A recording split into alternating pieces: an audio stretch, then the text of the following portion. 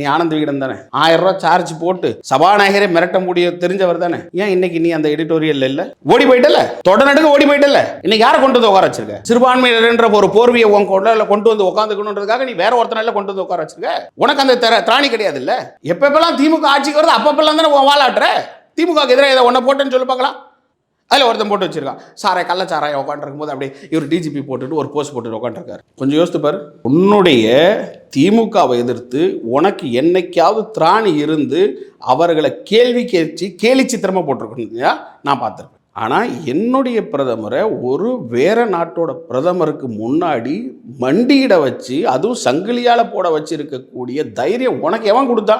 ஆனந்த விகடனுடைய செயல் ஏற்றுக்கொள்ளப்பட முடியாத செயல். சட்டத்தாலையும் சரி, மனிதாபிமானத்தாலையும் சரி, ஜனநாயகத்தினாலையும் சரி, ஆனந்த விகடன் ஏற்றுக்கொள்ளவே முடியாது. ஆதாரமா இது வரைக்கும் கவர்மெண்ட்டும் சொல்லல, ஆதாரமா இது வரைக்கும் விகடனும் சொல்லல. பாதிக்கப்பட்ட அவனே கவலைப்படல, நடுவில் இருக்கிறவனுக்கு எதுக்கு இந்த குதிக்கிறானுங்க? பாதிக்கப்பட்டவன் நானு, ஆமாங்க என்னுடைய இணையதளம் கிடைக்கல அப்படின்னு நான் தானே சொல்லணும். அவனே சொல்லல. மத்திய அரசு அதை பத்தி எந்த வார்த்தையும் சொல்லல. என்ன காரணத்துக்காக அவனுடைய இது செயல்பட்டிருக்கா செயல்படாம இருக்கான்னு கூட யாருக்குமே தெரியல. ஆனா இந்த சூழல்ல மத்திய அரசு மோடியோட கார்ட்டூனை பார்த்துட்டு இருந்துச்சு. மத்திய அரசு நடவடிக்கை எடுக்கலன்னா ஆசிய வழக்கறிஞரா ஒரு குடிமகனா நான் நடவடிக்கை எடுப்பேன், அவன் மேல நான் ஃபைல் பண்ணுவேன். அதுல எந்த மாற்றமும் கிடையாது. அவன் தப்பிக்க முடியாது.